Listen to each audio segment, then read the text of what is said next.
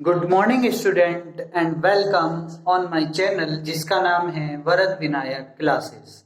और जैसा कि आप लोगों को पता है कि इस चैनल पर आपको क्लास 10th और 12th की एमसीक्यू रिलेटेड वीडियो प्रोवाइड कराई जा रही है, जिसकी सीरीज में मैं आज आपके लिए लेकर आया हूं pair of linear equation in two variables से रिलेटेड कुछ इंपॉर्टेंट एमसीक्यू जो मेरे अकॉर्डिंग आपके एग्जाम के लिए काफी इंपॉर्टेंट हो सकते हैं। इन एमसीक्यू में से मेरा गैस है कि आपको एक से दो क्वेश्चन जरूर मिलें और साथ में ये वीडियो आपके लिए बेनिफिशियल हो। इस वीडियो में मैं आपको कुछ एमसीक्यू साथ में उनको हम कैसे सॉल्व करेंगे वो मेथड बताऊंगा। और जब मेरी ये 3 वीडियो इस चैप्टर्स की पूरी हो जाएंगी तो आपको मैं चैप्टर्स के कुछ प्रैक्टिस के क्वेश्चन भी वीडियो के माध्यम से ही आपको दूंगा। तो with the help of video I will discuss about the chapter 3 pair of linear equation in my previous video, and now I will give you some important questions related with the pair of linear equation. So let us start this video, and first of all I will talk to something about कि if this video you have to like, if आपको ये video पसंद आए तो then you have to like my channel and subscribe my channel also, and share with this channel with your colleagues and your friends, so that they also get the benefit with this video, and also get the 1 marks. This is my guess कि you have to take one question in your exam after prepare these questions. Clear? So let us start this video with my first question. Here your first question on the screen is the pair of equation. The pair of equation x plus 2 is equal to 0 and y is minus 5 is equal to 0. Then you have to represent these lines that are. Means ये आपके पास दो line है, एक ये line है और एक आपके पास ये लाइन है। तो ये दो लाइन कैसी होंगी ये आपको बताना है। यहां पर आपके पास एमसीक्यू क्या है? पहला एमसीक्यू है पेयर, पैरेलल। तो यानी कि ये कह रहा है आपसे कि यहां पर ये पैरेलल होंगी। सेकंड एमसीक्यू आपसे बोल रहा है कि this is an intersecting at the -2, 5। This is your second option. Third option is intersecting 2, -5 at the 2, -5 and last option is coincidence line. अब आपको इसे चेक करके बताना है। इस क्वेश्चन को करने के लिए मैं आपको एक बढ़िया सबसे बेटर ट्रिक दे रहा हूं, उस ट्रिक का यूज करिएगा। जैसा कि ये आपके पास इक्वेशन है तो इसके लिए आप पहले ग्राफ प्लॉट करिए और ग्राफ पर इस इक्वेशन को प्लॉट करेंगे। तो जैसे ही आप इस इक्वेशन को देखेंगे तो this is an x plus 2 is equal to 0. Now you get the x value, x is equal to -2। x की वैल्यू आपके पास -2 आ गई। तो जैसा कि आप जानते हैं x की वैल्यू यहाँ पर -2 है और y की वैल्यू आप according to the situation change नहीं कर सकते। y की वैल्यू आपके पास कांस्टेंट ही रहेगी, तो ये x की वैल्यू कांस्टेंट रहेगी और y की वैल्यू आपके अकॉर्डिंग चेंज होती चली जाएगी।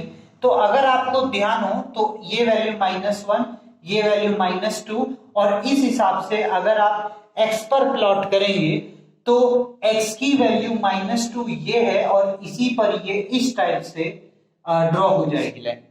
अगर आपको थोड़ा सा भी ध्यान हो तो x इज इक्वल टू -2 आप ऐसे करके ड्रॉ कर सकते हैं, और ऐसी y -5 इज इक्वल टू 0, ये 5 इधर जाएगा तो y इज इक्वल टू 5 हो जाएगा, और 5 को आप ऐसे करके राइट करोगे 1 2 3 4 एंड 5। तो 5 के लिए हम ये लाइन ऐसे करके ड्रॉ कर देंगे।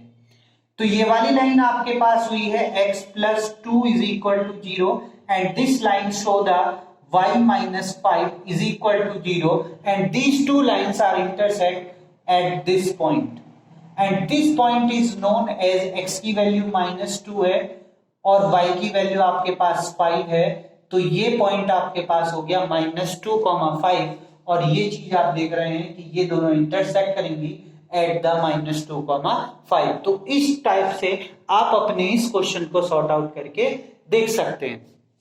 अब आपका नेक्स्ट क्वेश्चन है आपके स्क्रीन पर ये कि for what the value of p does the pair of equation given below has the unique solution. You have to know about that things. Here is it two lines that are a pair of a line. This is also known as the pair of a linear equation in two variable, because here is the two variables there, x and y. Now you have to know कि on what condition you have to prove कि this equation is a unique solution. This equation provide a unique solution. Here option is p not equal to 1, p not equal to 2, p not equal to 3 and p not equal to 4. तो you have to know about one things कि p की value या तो 1 नहीं होनी चाहिए, 2 नहीं होनी चाहिए, या 3 नहीं होनी चाहिए, या 4 नहीं होनी चाहिए. अब अगर आप इसके कोफिशिएंट को देखेंगे तो यूनिक सॉल्यूशन के लिए आपके पास एक कंडीशन होती है, you very well no.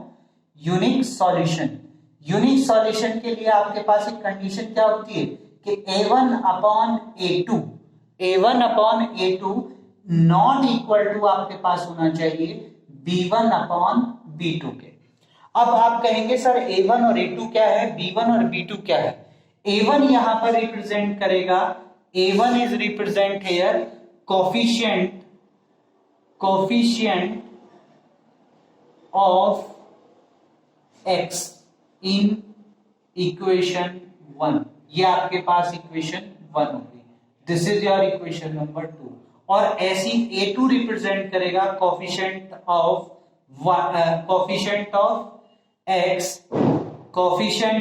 x in equation number 2. Clear. Now the next one is b1 also be represent, b1 is equal to represent the coefficient of y in equation 1. Okay, and then after b2 is equal to the coefficient of y in equation number 2. तो इस type से आप ये दो coefficient निकाल सकते हैं. तो यहां पर इसका कोफिशिएंट है 3 और a2 सेकेंड का कोफिशिएंट 6 है. नॉट इक्वल टू होनी चाहिए, b1 का कोफिशिएंट 2 है और b2 का कोफिशिएंट p है.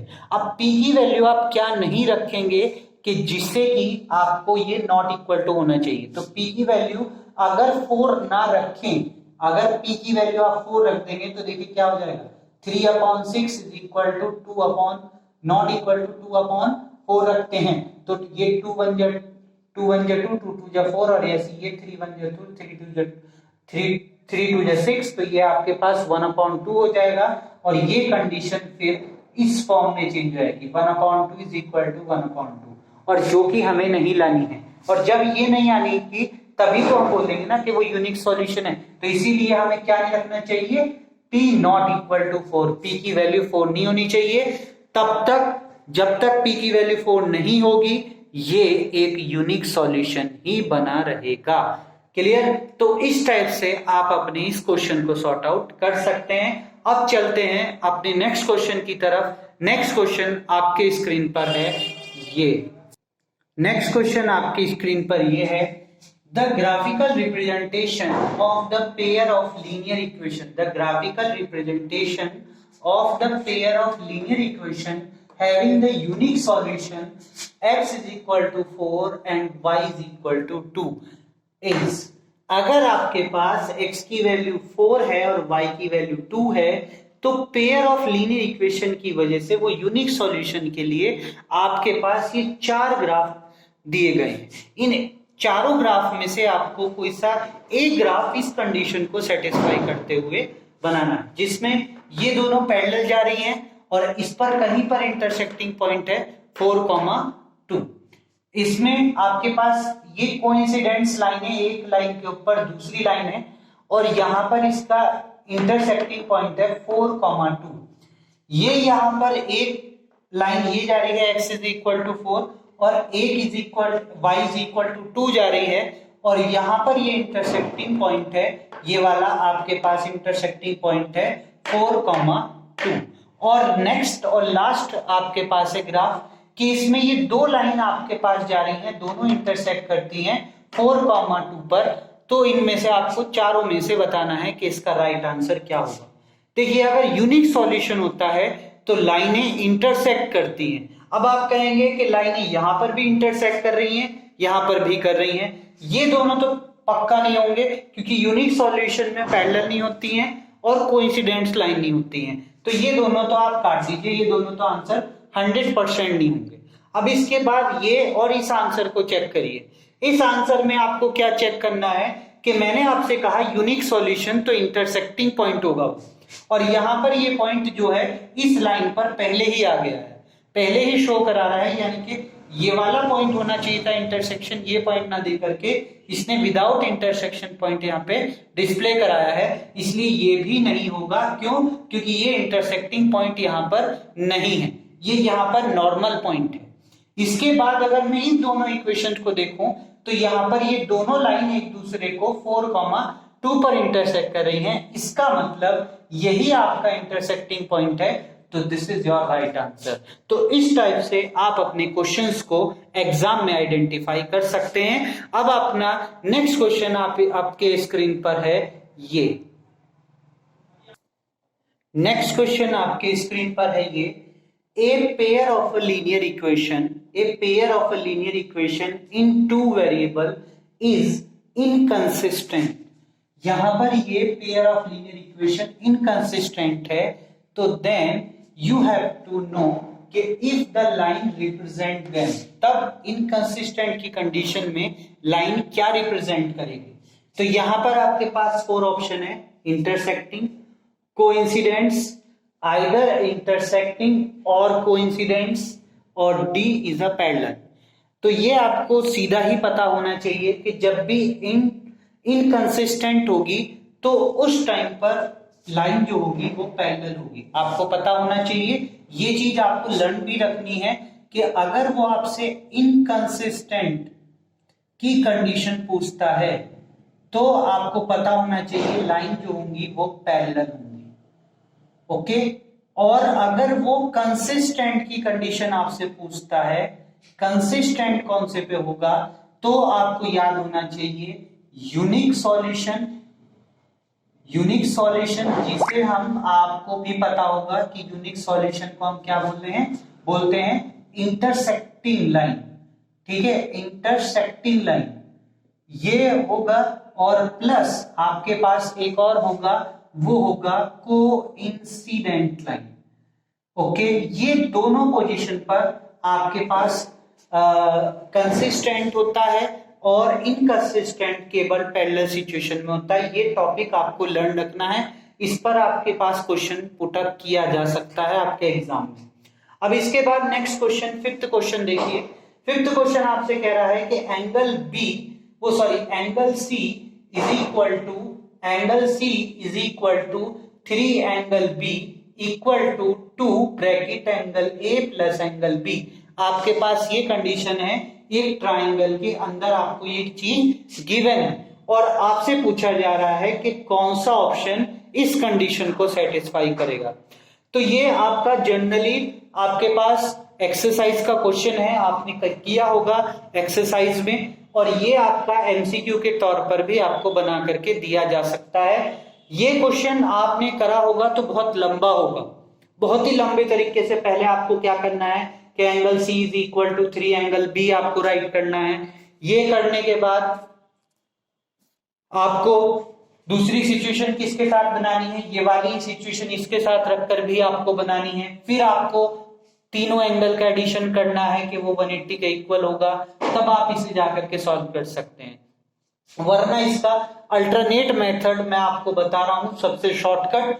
तो इसका अल्टरनेट मेथड देखिए जो एमसीक्यू के लिए आपको सबसे शॉर्टकट लगेगा, वो कैसे है ये कंडीशन चेक करिए। फर्स्ट ऑफ ऑल ये वाली, अगर आप इस कंडीशन को चेक करेंगे तो angle C is equal to 3 angle B दे रखा है आपको। अब आप इस कंडीशन को चेक करिए, ये कौन सा ऑप्शन सेटिस्फाई कर रहा है, ये कंडीशन कौन सा ऑप्शन सेटिस्फाई करेगा। आप केवल इसमें देखिए, पहले यहां पर B की वैल्यू अगर मैं 40 रखता हूं तो 40 इंटू 3 इज इक्वल टू क्या होना चाहिए 120। तो क्या यहाँ पर सी की वैल्यू 120 दे रखी है? नहीं, तो ये कंडीशन कट, ये नहीं होगा आंसर। अब अगले पे आ जाइए, यहाँ पर आपके पास बी की वैल्यू 40 है, बी की वैल्यू 40, सी की वैल्यू 120 दे रखी आ गई है, क्योंकि अगर 3 से मल्टीप्लाई करेंगे 120, तो इसका मतलब ये कंडीशन हमारे पास सही हो सकती है, अभी तक सही हो सकती है। अब इसके बाद दूसरी देखिए, यहाँ पर ये 50 है, तो बी की वैल्यू यहाँ पर 50 रखिए, इंटू 3 करिए, तो ये आपके पास 150 आ जाएगा। क्या सी की वैल्यू यहाँ पर 150 दे रखी है इस वाले ऑप्शन में? सी ऑप्शन में क्या सी की वैल्यू आपको 150 दे रखी है? नहीं दे रखी है, तो यानी कि ये भी कट। अब इसके बाद नेक्स्ट पे चलिए, यहाँ पर 50 है, तो क्या सी की वैल्यू 150 दे रखी है? नहीं दे रखी है, तो इसका मतलब ऑप्शन ये भी कट। तो एक ही ऑप्शन आपके पास ठीक है, वो ये है। अब इसको एक बार और चेक कर लीजिए, क्रॉस चेक, कि इन तीनों एंगल का एडिशन आपके पास 180 होना चाहिए, क्योंकि ये ट्राइंगल भी है। इस कंडीशन को भी आपको यहाँ पर चेक जरूर करना है।